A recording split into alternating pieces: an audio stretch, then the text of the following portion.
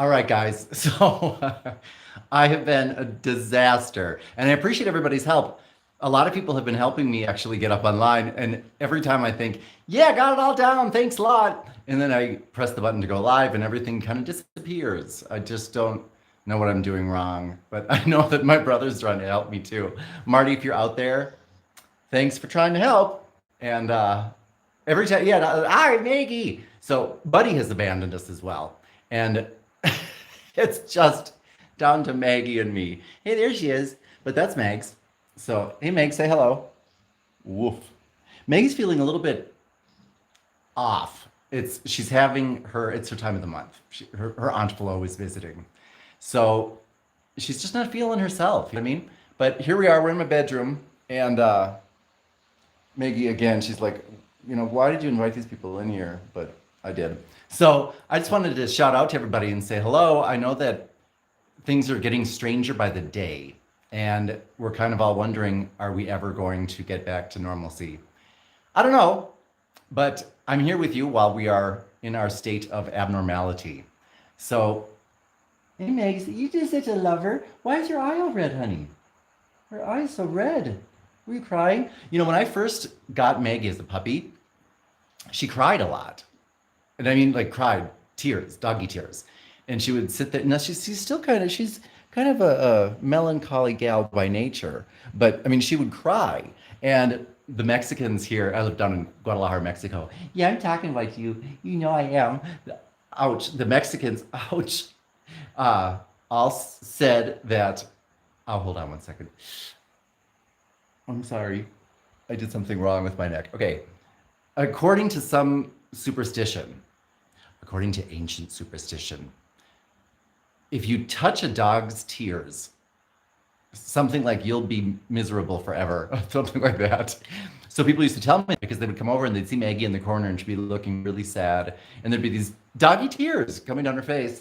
And they'd say, don't wipe them because then you'll be doomed for an eternity to be in doggy hell. I don't even know what that means.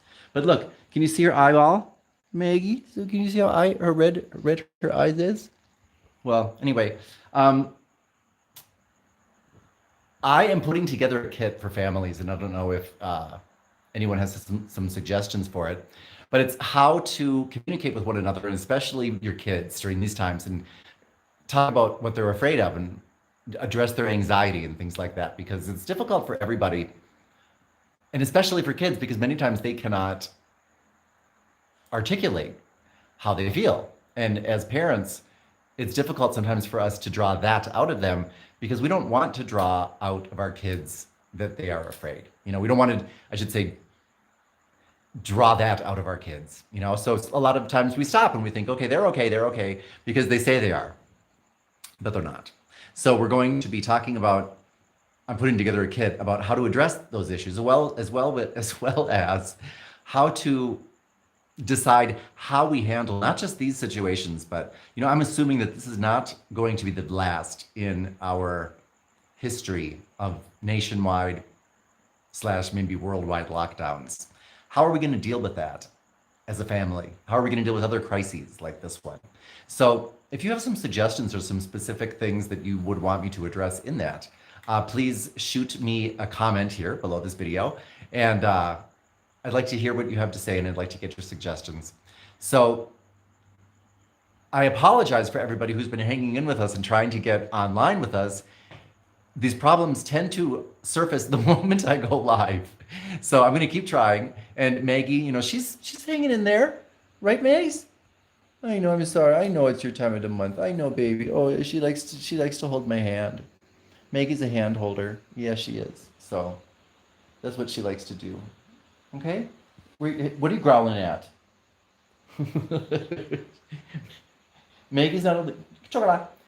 There you go, baby.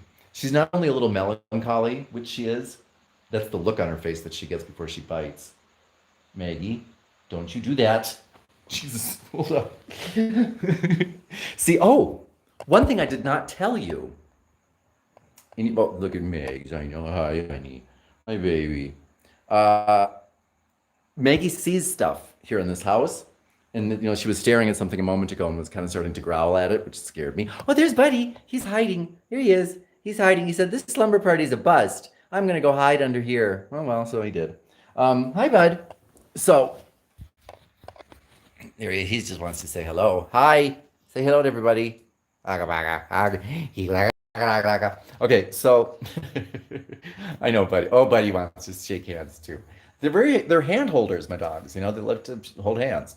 Uh, so, oh, that's better light. I didn't tell you this about my house. See, right now, Buddy's kind of looking off at weird stuff too. Yeah, I know, honey. My house is haunted. That's the bottom line. That's what I'm trying to get out here. And I normally don't tell everybody that because it makes me look like I'm insane.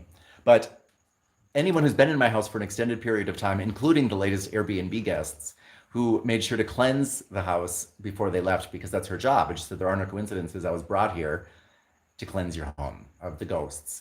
And she went into detail telling me about the ghosts. And she didn't even need to because I already knew all about the ones she was telling me about. Rotate device. Okay, I'm being told to rotate. Okay, so I'm going to do this. So she was telling me about the different ghosts that I have in my home. Oh, this is what I would like viewers to do, especially like if you're in that vibe, if if you cleanse homes or if you see ghosts. Because I don't see dead people. I see people who see dead people, and I see a lot of them. Like a lot of the people that I bring over here see dead people, and they all tell me the same thing. So if you happen to have psychic powers, please give me a reading about my ghost home. This is my bedroom, and tell me what you see. I don't want to give you any clues as to what goes on around here because the latest Airbnb guest, when she was telling me about it, she told me everything spot on. She said, well, I'll tell you. Because she first asked me, do you know about... And I'm like, I don't know what you're talking about. And then I'm like, oh, you've seen him? You know him? So if you can tell me some details about who lives in my house, apart from me, that's already dead, I'd love to hear what you have to say and what I should do about it, if anything. I don't really have a problem with it, but a lot of other people do. They either run out screaming, accuse me of being like the Wizard of Oz, and the man behind the curtain, what are you doing? Go insane, have to go on meds, go see the psychiatrist, definitely break up with me, dump me, oh God, all the time. And what else do they do? Cry, very frightened, have to have value mainlined. And it's been described as a poltergeist. Yeah. So anyway, thought I'd let you all know about that. So this slumber party was a bust. Maggie's, she's not having any of it. I do want you all to know, though, that I'm fine down here in Mexico. Everything's going well. My mother's mad at me. That's a good sign. Maggie and Buddy are happy and fed, and they're feeling good. Feeling a little bit better than before, anyway. And apart from that, I don't really know what else to update you on. House still haunted. Business is going okay. Live streams are still pretty much impossible for me. Let me see. Oh, the whole virus hasn't yet really hit its stride here in Mexico. And one of the things that I believe is going on is that the government is lying to us. Because, in the US, I know that they have now taken over as the world with the most, with the most cases, excuse me, the country with the most cases in the world. And here in Mexico, they've reported, 15? I'm like, whatever. So, yeah, I don't think there's some invisible curtain that separates these two countries, but evidently there is. And it's because it's warm here. That's what they say. It's warm. The gringos are hysterical. So just settle down. So I have not settled down. I believe that it's still coming, but it has not yet really hit its stride. So Mexico hasn't had to deal with it the way the US has. But I'm hunkered down nonetheless. Wait a minute. Do you have family in the... Oh, wait, I forgot I have glasses here. Not a bust. Oh, thank you. Hold on. Where do I get that question? I just got a question and now it went away. I'm going to try to find it again. Oh, do you have family in the States? A brother in Minnesota. Oh, who wrote that? Sarah Thompson. Oh my gosh, Sarah, I think I see a Springer Spaniel in your in your what do you call it? Your I can't see very well, but it's your profile pic. Um, yes, I do. His name is Martin O'Connor. Huh? Oh wait. Yes. So Sarah, yes. You had asked something's I don't know what to do. Hold on a minute. No wait. Rotate device. Okay, I just did something and now I don't know how to undo it, Sarah. Oh, there we go. Oh, no, cancel. I don't want to stop the video. The only option it's giving me is to stop the video. Down. You have a brother? Yes, I have a brother in the US. His name is Martin, and he's in Minnesota. I'm sure the one you're thinking of. Yes, Sarah, that's my brother Marty. And you're going to tell him, Mart, I saw your brother online last night. He had 14 people. Tell him to give it up. But yeah, that's Mart. Say hi to Mart. Yes, that was a puppy foster. Oh, you foster you foster springers, Sarah. Are you a masochist, or how do you foster springers? I mean, don't you fall in love with every single one and then you have to give them up? That's a really noble thing of you to do, and I, speaking for springers, am very grateful because I can only imagine how difficult that would be. Oh, I mean, don't you? Wait, what does it say? All breeds. Okay, not just springers. That must be really difficult. I'm trying to think. I know that you would get a lot of joy out of it and a lot of satisfaction, but I have recently, for some reason, met many people who have told me that they do not have dogs because they used to and they lost it. And the process of losing it was so traumatic, they can't ever get a dog again because they can't handle losing it.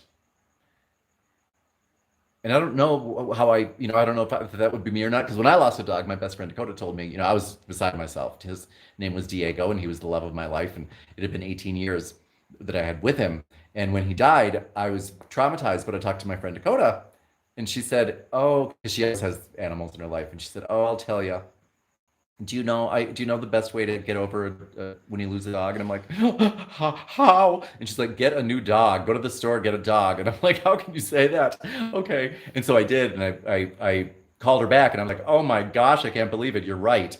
Getting a new dog, it really, it doesn't replace Diego, but I realized love is still alive and love is still there, and it comes in the form of Diego or Maggie or Buddy, and it's different form, same love. So you must go through that all the time, Sarah. That would be very difficult. How do you know my brother? What's the deal? Do you cut his hair? Do you just avoid him in general on the street? Do you paint your house?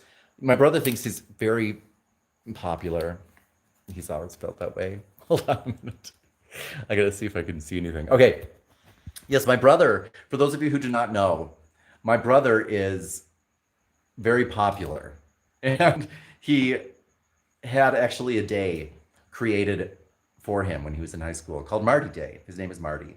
And everybody would dress like Marty. And uh, I think that was it. They came dressed like Marty. And it was to celebrate the enigma that is my brother. And my brother has a different side of that. Yeah, what does it say? But after COVID, you do want what? What do you want? Sarah, I don't even know how to use this. All I can see the one. Yeah, but you want another puppy? So I can't read the whole message. Um, anyway, my brother, I'm paying homage to my brother. He had a day named after him because everybody loved him so much. Now, he will say that that's not true and that it started out as like making fun of him. And that's not true. Everybody loves my brother. They were celebrating him. And that's why when my brother talks to my nephew about his experience at school, and how he encouraged him to go to go to school in the States. And I was like, don't encourage him to do that. Going to school in the States it's just a test of will to see if you can survive it. And I don't think that that's necessary. And he's like, no, man, it's great. School's awesome and blah, blah, blah. I'm like, not everybody had the same experience that you had, Marty. While you were enjoying Marty Day and everybody was dressed like you, I was eating, tuna fish on rye behind the dumpster, trying not to get a swerve. So, so yeah, that's my brother. But after COVID, I know you want something after COVID. I think we all do. Okay. So Maggie's coming around. She's, Maggie's very very, hi, sweetheart, or hold my hand, honey. She's, as I told you, she's very sensitive. So if I'm on the bed, and I'm sorry I'm shaking so much, but if I'm on the bed, she wants to be on the bed with me, right, honey?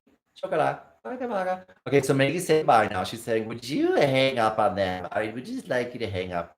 Okay, baby. Oh, I know, honey. I know. Sarah says hi, Megs. Yeah, Sarah says hi. Oh, hi, Sarah. Oh, hello. Oh, hello. Okay, so one of these. Oh, I know, baby. Sarah, by the way, was your Springer also very tactile? I mean, I've always had Springers that they want to hold my hand and they're always reaching out, as she did, as you saw Buddy do. Are Springers always like that? Oh, so what I'm going to do in the end, Sarah, I'm going to cut off most of the babbling that I did in this video because it's just no one wants to see that from me. Um, and I'm going to entitle this one, Why Does My Dog Want to Hold My Hand? The Maggie O'Connor story. So this is Maggie. Yes, Sarah, yours are like this as well. My dogs always want to hold my hand. And Maggie, you'll see, there you go, baby. She's a hand holder and she's a crier. You can't see right now, but her eyes are red. Oh, baby. Can they see that? I know, honey. So she's kind of a crybaby. And when I first got her, she used to have tears coming down her face all the time. And she used to whimper. She was crying. And the Mexicans, because of the superstitions, would always tell me not to touch those tears because if I did, I would be doomed to a miserable life.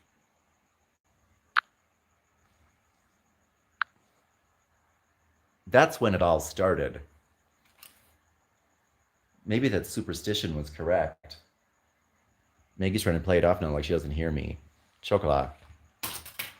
You know. Okay, so that's one thing. Why does my dog want to hold my hand? Maybe it's because she can see the ghosts. I live in a haunted house.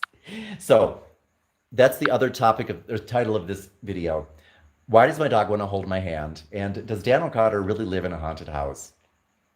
All right, well, my brother told me don't have any agenda. See, actually, Sarah, Marty's the one who Marty's the one who told me that I have to go live and just don't do anything but say hello to people and see what they have to say because people just want to talk and connect. Thanks, Mart. This is what happens. I'm making out with a dog online. I'm so humiliated. Ugh. And Maggie's getting just a little too familiar. This is Dan O'Connor signing off. Oh, by the way, true story, true dat. For you psychic powers people, will you tell me a little bit about what's going on around here? Because I just had my last victims were Airbnb guests who, before checkout, asked me if I would like some help cleansing the home because of all the ghosts. Now, I mean, that's happened to dates, like every one of them, but not usually clients. So now that it's going into that territory, Maggie and Buddy and I are going to sign off, right, Buddy? Hey, Bud. Hey, Bud. Buddy. Bud. Oh, great. Now he's dead. Buddy. That'll be the ghost dog number 2 here at the O'Connor household. All right. That's enough. Marty, I've done it now. It's 18 minutes and 55 seconds. You said to go online and babble for 20 minutes. Is that enough? Or can you take any more? I don't think anyone can take any more. They're dropping like flies. So I'm going to be back here tomorrow. Bye, buddy. Bye, Sarah. I'm going to be back tomorrow, by the way, at midnight. And hopefully, if I can actually get online and just do it like, at the time it was scheduled for once in my life, maybe the people who were going to show up will actually show up and I can make a go of it. What do you say, Mags? Give me 5. Yeah, baby. Okay. Let's see if we can get Buddy to catch one of my kisses. I'll blow him. I'll blow him a kiss. Okay, now see his mouth. It's closed down. Buddy. he always catches the kisses. I'm gonna do it one more time. Buddy.